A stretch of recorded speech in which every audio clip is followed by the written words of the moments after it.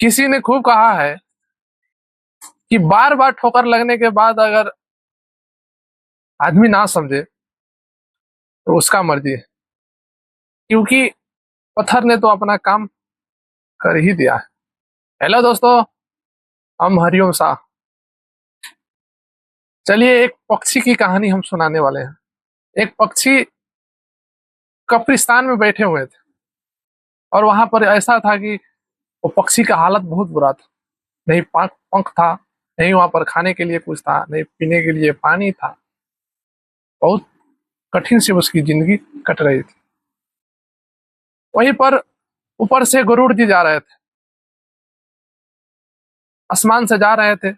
देखा कि पक्षी बहुत बुरी हालत में है, वहां पर आई और गरुड़ ने पूछा उस पक्षी से कि क्या हुआ, क्यों ऐसी हालत में हो तुम। पक्षी ने बोला कि देखिए न प्रभु, पीने के लिए पानी है, न खाने के लिए कुछ चारा है।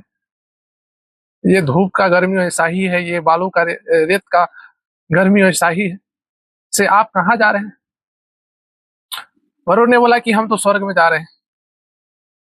पक्षी ने बोला कि यदि स्वर्ग में जा रहे हैं तो अमराज जी से पूछिएगा कि मेरा क्या होगा। सिर्फ पूछिएगा कि मेरा क्या होगा, ये मत पूछिएगा कि वो उसका स्वर्ग मिलेगा या नर्क मिलेगा, ये मत पूछिएगा। सिर्फ पूछिएगा कि उसका क्या होगा, उसका जीवन में कभी सुधार होगा कि नहीं होगा। वरुण ने ठीक है बोला और चले गए। स्वर्ग में गया तो देखा तो द्वार पर ही लोग, देवलोक सब बैठे हुए थे। वहीं पर वहां गरुड़ ने पूछ दिया, हे प्रभु, हम रास्ते में आ रहे थे तो देखा एक पक्षी बहुत बहुत ही कठिन में जी रही है।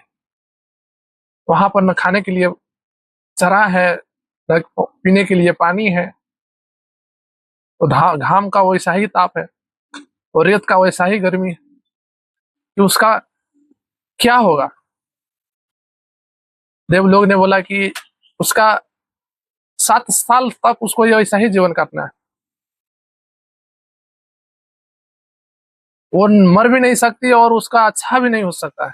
वो जैसा ही वैसा ही जिएगा। वरुण ने पूछा कि कोई ना कोई ऐसा उपाय होगा उसका जीवन सुधारने के लिए। देवलोक ने बोला कि जाकर उसको बोलना कि कोई भी कठिन हो, कोई भी समस्या हो, एक ही बात बोलना, हे भगवान तुम्हारा शुक्र है।